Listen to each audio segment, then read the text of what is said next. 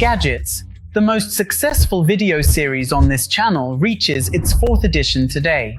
Always featuring crazy projects that came from brilliant minds, or sometimes not so brilliant, the engineers of Formula One. Some made it to the track and delivered results, while others only appeared in tests. And there's one at the end that didn't even get that far, but still deserves a mention. So sit back and get ready for plenty of fun. The 4th episode of our Marvelous Gadgets series. That's what we're going to talk about today on Splash and Amp. Go, let's get started.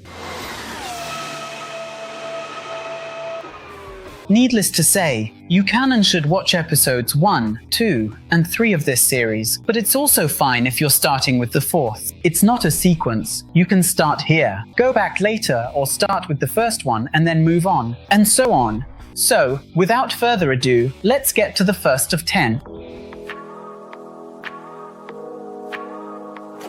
In 2014, Formula One was going through a period of transition, changing to hybrid engines due to new regulations. And Renault was also in transition, a transition within a transition. And the nose of this car might just be the embodiment of the mess the team was in, which still had as its driver lineup, mind you, Romain Grosjean and Pastor Maldonado. Two drivers who need no introduction, but if you do need to be introduced to them, I'll just say one thing. They're mad. Sometimes fast, but mad. Renault, like Honda, is a manufacturer that comes and goes from Formula One about twice a decade. And, on this occasion, they were coming back, but still hadn't fully taken control of the team, even though the technical staff was the same as always, connected to the manufacturer at their factory in Stone, which had been sold off at the end of 2011 to the investment group 𝘾𝙤𝙢𝙢𝙢, and by that point, the manufacturer was already starting to reverse course, reconsidering its decision, and thinking about re-entering Formula One. That year, in addition to the hybrid engines, a new regulation also came into effect. It was an FIA rule that required the lowest point of the car's nose to be much lower than before. All of this came in the wake of some accidents that had happened, where parts had flown off. For the drivers, like, for example, Felipe Massa, even though his incident had nothing to do with the nose,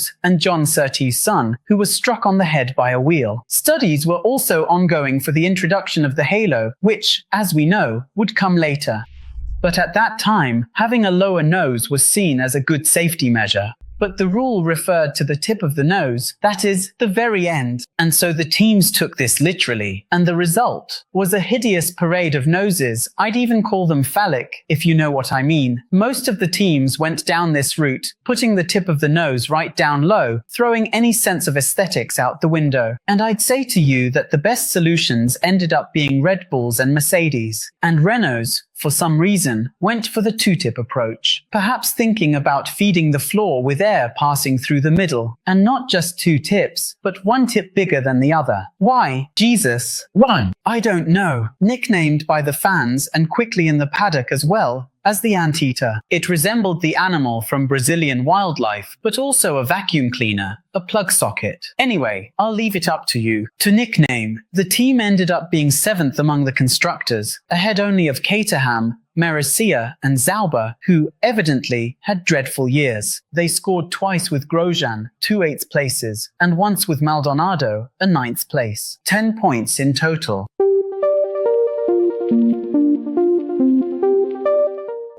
Footwork Arrows had a year full of ups and downs in 1991, because, at first, the idea was for them to be Porsche's works team, as Porsche was rehearsing a return to Formula One, which lasted just a short while, roughly half a season, with a V12 engine that was weak and heavy. And then, to avoid problems, they started the year with the model, the A11, an adaptation from the previous season, designed to accommodate the engine and then switched to a new platform. And when Alonso Jenkins, a talented designer who had already built some good cars, including that Onyx, which was tested in Brazil at a kart track in the west zone of Rio de Janeiro in 1989. I've already told that story in this video here, a small but great story, and managed a 3rd place with Stuart John. Well then, Jenkins turned up with this completely unusual nose. The Footwork team unveiled their new car in England, fitted with the Porsche FA12 engine for this year's Formula One season. The new car from the English team was presented with all the airs of a champion. Footwork, number 9, crossed the stage driven by the Italian Michele Alboreto and was greeted by the flashes of photographers and the applause of the crowd. Designed by Aaron Jenkins, the car, which sports red and white colors, will make its debut at the San Marino GP on the 28th. So far, the Porsche engine has failed to impress in the English team and live up to the German Marque's tradition of victories, which hasn't won a race since 1986. At a time when many people were experimenting with new solutions, they're led by Tyrrell, who in '90, with Alice, had come out with that unusual nose, designed by Harvey Postlethwaite, which we've already covered in this little big story here. According to John Barnard, it was copied from a study they did at Ferrari when Barnard was Harvey's boss. Tyrrell had its raised nose. Benetton showed up with theirs in Canada, and Arrows appeared with the A12 model, driven by Michele Alboreto and Alex Caffey. And you can't say it wasn't a different solution, so different that no one else went down that path. And the results were a disaster. The Porsche engine stayed in the car until the 6th round of the championship in Mexico. Afterwards, they went back to the old warhorses, the Ford Cosworth DFR, with Alboreto, Alex Caffey, and Stefan Johansson, who replaced Caffey in 4 races after a serious accident he had in Monaco. In total, adding up both cars, so 16 races that year, times 2, 32 attempts, they failed to qualify in 20 of them, retiring from most of the rest and only managing to finish a few, with Alboreto a 15th place in Portugal and 13th in that downpour in Adelaide, and with a 10th place for Caffey in Suzuka and 15th on the same Australian track, underwater. But, as I started by saying, you can't say it wasn't something out of the ordinary.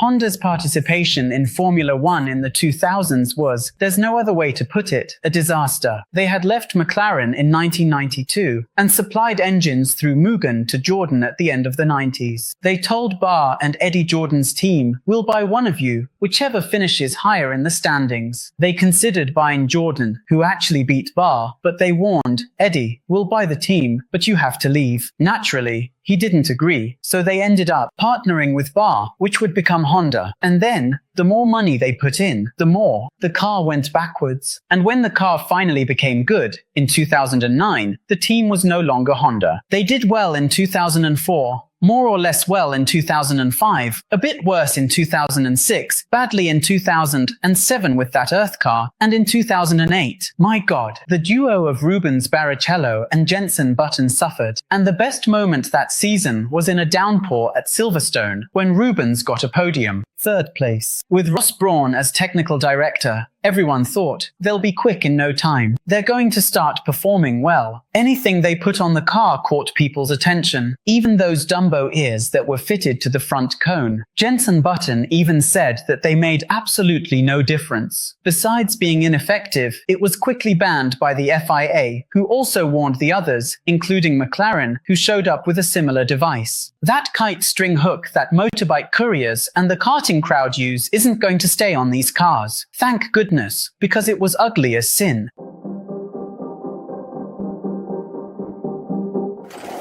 In 2006, BMW Sauber was preparing for a leap in quality, which would come in 2007 and 2008, their best season in Formula One. I've even told the full story of Sauber in this video here. And then, at a time when aerodynamic add-ons were all the rage, they were the dish of the day. Sauber showed up with what was quickly nicknamed the Twin Bulls. The device, coming from the drawing boards of Willy Ramph, the technical and design chief. That year, the aim was to direct the airflow reaching the rear wing, keeping the turbulence away from the front wing and the moving tires. The practical result was pretty much negligible. And when the FIA started asking questions, just like with the Dumbo ears that would later appear on the Honda car, 2 years later, BMW, Sauber thought it over and said, you know what, better to focus resources elsewhere, not pick a fight with the Federation, and just get on with it. But of course, it makes our list here, because, you know, it was innovative, really out there, or used in a Renault. It certainly was.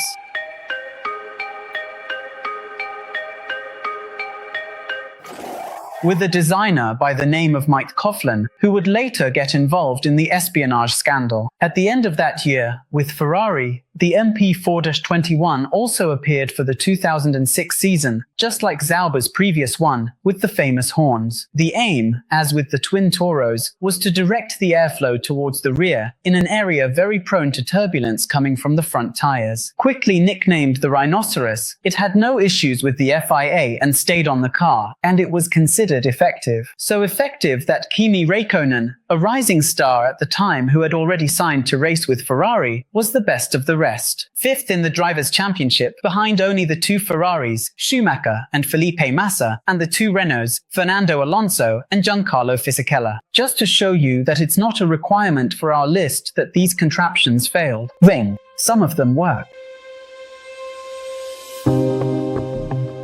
When the first cars of the 2022 season started to appear and Mercedes unveiled a solution for the side pods that was, let's be honest, quite creative, the Zero Pod or Side Pod Zero, everyone was ready to protest and complain. Ferrari, Red Bull, McLaren, all saying it wasn't within the so-called spirit of the rules. But, as the saying goes, and, as Adrian Newey says, there is no rule that defines what the spirit of the rule actually is. The reason for the controversy was that, inside the side pod, there's the so-called crash structure, an obligatory anti-impact structure designed to protect the driver in the event of a side collision. The crash structure is virtually invisible because it's always wrapped up inside the side pod, the lateral pod where the radiators are housed. But the team led by Mike Elliott, who was then Mercedes technical director, thought, there's no rule that says the crash structure has to be on the inside. What if we put it on the outside, use it as a wing, directing the air downwards, reposition and shrink the side pods, and use all that surface area to generate as much downforce as possible? We'll be champions, right? Well, the Zero side pod,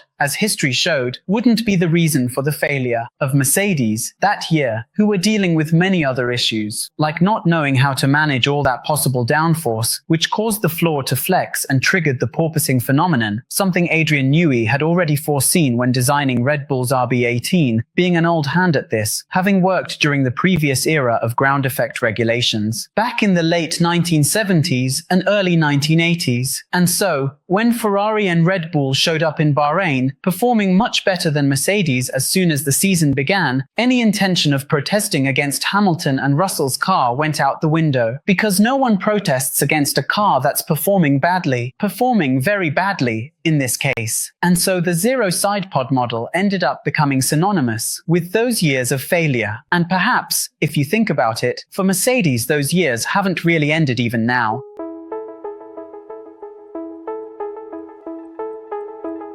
In a project that, according to technical data, features the names of Giancarlo Morelli, Franco Roche, and the legendary Brazilian Ricardo de Villa, who built the first Cooper Superfit and Paul-D cars. Among other contributions to Formula One, a very unconventional solution immediately caught everyone's attention. Then, the resounding ability, or rather, inability of the car to even complete a single lap, sometimes breaking down in the garage or even in the pit lane, would make the LF190 model from the Life Team a portrait of a team that could be considered the worst of all time in Formula One. Wait, but wasn't it Andrea Moda? It depends on your point of view, because Andrea Moda is the worst to actually compete in a Grand Prix, since they managed to qualify for one. But Life never managed to complete a flying lap. The car had a massive airbox, not on top, on the roll hoop, to feed the engine and the hot parts, but right here, on the driver's shoulder. There's a photo of this contraption. All of this, combined with a W12 engine. Yes, you heard right. It wasn't an inline engine. It wasn't a V. It was a W, a disaster, madness. In the first, 10th, and second rounds, this oddball engine, in the 13th and 14th, they tried with the old Warhorse Judds too, but that didn't solve anything either. The drivers were Gary Brabham, for the first 2 attempts, and Bruno Giacometti, who stayed until the 14th. Yes, the championship had 16 rounds, so you can already tell they didn't even make it to the last 2. They never managed to get out of the pre-qualifying, let alone compete in qualifying, and then actually get onto the grid. But the car was so bad that, nowadays, it's become a real cult classic. And it even made an appearance in 2009 at the Goodwood Festival of Classic Cars. And if we can find the footage, I'll ask the editor to put it up here for you.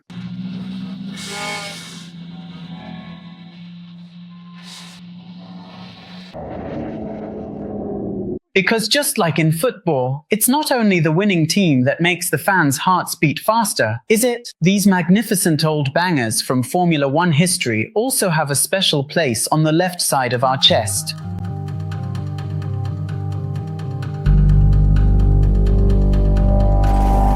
The McLaren M9A was designed by Joe Marquardt and, halfway through the year, had a version with drive on the four wheels. It was the trend. That season, several teams had already tried it out, and so, a car with all-wheel drive was handed over to Derek Bell to race in the British Grand Prix at Silverstone. Meanwhile, the other drivers on the team, out of caution, stuck with earlier, more conventional models. Bell raced with the car, retired due to a suspension problem, and afterwards, the boss Bruce McLaren decided to test that contraption himself. And then, after the team owner had a go in that thing and got out of the cockpit saying, "It's like trying to sign your name while someone is shaking your shoulder at the same time," the car never went out on track again. Because of the mechanism at the front, it was extremely difficult to balance the weight, since they had always been used to rear-wheel drive and all the weight at the back. So they started adding ballast at the front and increasing aerodynamic pressure. With four-wheel drive, everything would have to be relearned, and they decided it wasn't worth spending so much time and resources on something that no one else was doing anymore, because the other teams that had tried had also already given up. And here's a bonus for you. Cosworth, yes, Cosworth, the engine manufacturer behind the legendary DFV, together with Ford, developed a car with four-wheel drive. I'll ask the editor to put a photo here. It never competed in a Grand Prix. It only got as far as the design, prototype, and project stages. But it was actually built and ended up in the museum. Jackie Stewart was one of those who tested it for them and said, "The car is so front-heavy because of the drive system that when you turn the steering wheel, it's the car that ends up driving you."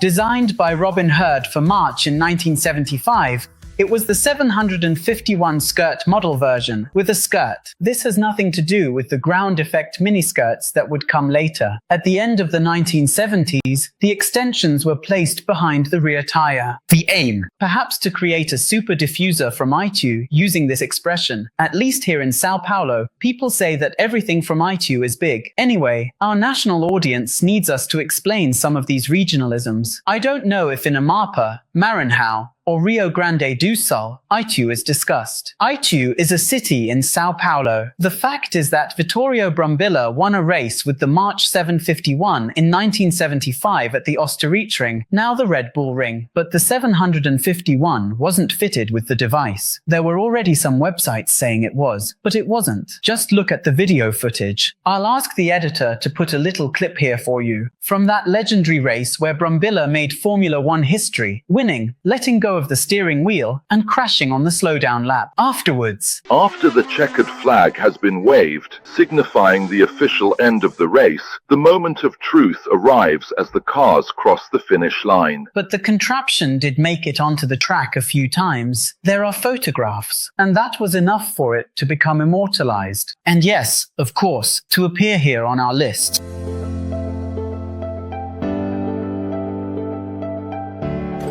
Finally, and as I mentioned once, I think it was in episode 3 of Gadgets, just imagine those that were designed and never saw the light of day. So, there are no photos, no videos, and we never even heard about them. Well then, I'll make an exception here and show you a project that was suggested by the FIA, presented to the teams, and received approval from all of them except one, Minardi, who vetoed the solution. This happened during meetings before the Chinese Grand Prix in 2005. The name of the concept, CDG Wing, and the objective, to make it easier for cars to follow each other, avoiding turbulence. The plan was for it to be implemented in 2007 or 2008, but then Minardi vetoed it. Curiously, 2005 was Minardi's last year, and Paul Stoddart was in charge at the time. The team owner vetoed it, even though it wouldn't have affected him, because he sold the team to Mateschitz Group, from which Toro Rosso, Red Bull's B team, would be born. The idea was to clear up some of the air that reaches the car behind by placing the wings above the rear tires, leaving a central section, but a clean one. It was only ever a computer model. It was never tested on real cars, but yes, there were already some photoshops and artificial intelligence images showing this contraption, which, No, was never actually built. Only computer simulations, which at the time were far less sophisticated than today's, were made by the teams. Taking these dimensions into account, everyone thought it would be a good idea. I remember news going around and everyone hoping it would improve the races. A shout out to those who think turbulence problems only happen nowadays, and, in the end, this project never saw the light of day. But I thought it was worth including in our list here, because this one definitely gets the contraptions seal of approval.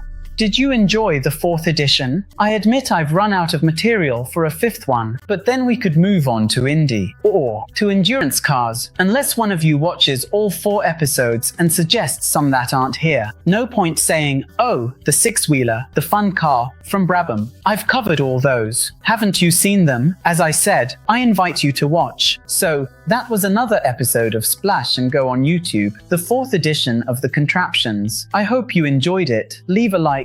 It's free, doesn't cost a thing, you know, and it really helps the channel. Want to think for me? Want to think for us? Leave a comment here if you remember any that weren't on the list, not just today's, but from the other 3 as well. Comment which one was your favorite. Tell us where you're watching from. Drop a little emoji. The important thing is to comment to boost our engagement and show the algorithm what we've got. The biggest, Indy, the best Formula 1 and motorsport audience in Brazil. So you don't miss anything we do here. You know, we have notification channels, Instagram, Telegram, and WhatsApp. Which one will you join? And you'll start getting an automatic message on your phone the moment I publish any of this content. Finally, we have our social media where there's content all the time. Instagram, Twitter, Threads, and TikTok. The handles are showing here, and the links are down below in the description. Cheers, and you know it, big hugs.